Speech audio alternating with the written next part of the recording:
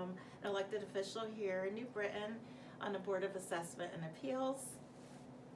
And I am Aldreman Aram Ayalon. I am on the City Council. I am the minority leader. This is my sixth year on the Wow. City Council. Very long time. So what have you observed over the past 5 years? Well, I really love serving our people here, our residents. I am representing Ward 3, but I also represent everybody. I've seen a lot of good things, some development, but my big concern is that residents are not coming to public participation. They're not aware of what's going on. And also they're not showing up to municipal elections.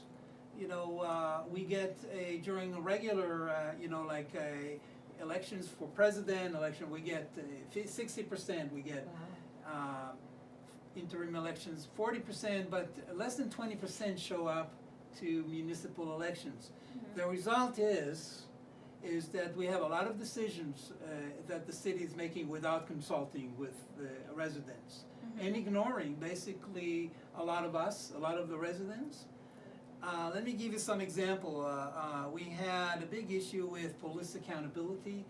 A youngster was killed by the police several years ago, and nothing happened to the police who could have avoided killing.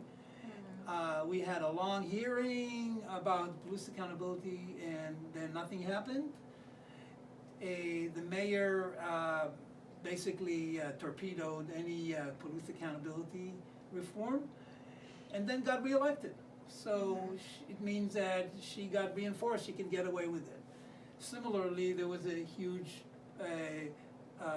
concern about the Columbus Monument, which I know on one side the Italian-American organization were for it, to maintain it, but there were a lot of people that were concerned about it. So there was a need for some kind of compromise, some kind of change, and they ended up, the mayor vetoed it, and nothing happened. Again, the residents were left out. And so this was only two examples of a long list of lack of accountability and residents never expressing a outrage, never saying, okay, we'll vote out people who are not listening to our concern. And so therefore, now the Republicans are, huge majority, 12 out of 15.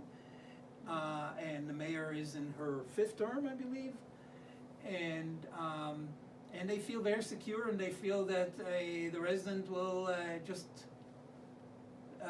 ignore, accept whatever is given to them.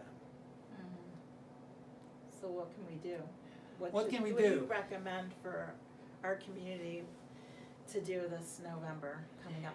First of all, I think you should show up in November in much larger number and make the issues, make them accountable. Did you know, for example, that during the pandemic, the mayor forced all city workers, even though they worked on the computer or they could work for remote, to come in person to City Hall, and many of them got the COVID, retired early, became sick, and others, and there was no accountability for that.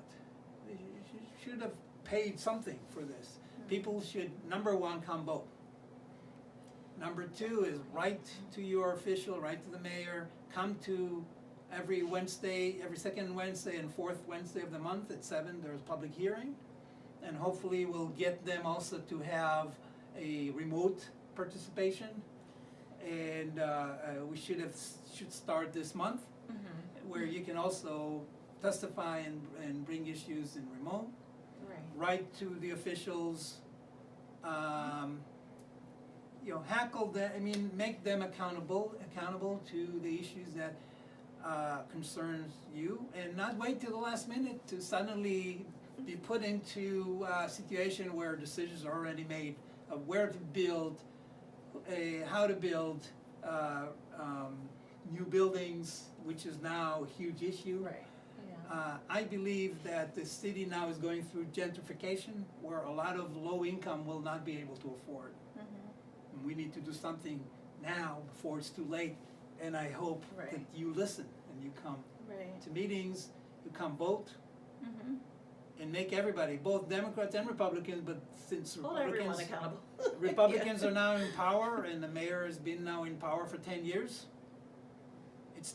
they should be held accountable. Mm-hmm. Yeah. Yeah, you should just come, even if you just go to the meetings and just hear what's going on. It's your right to hear what's going on.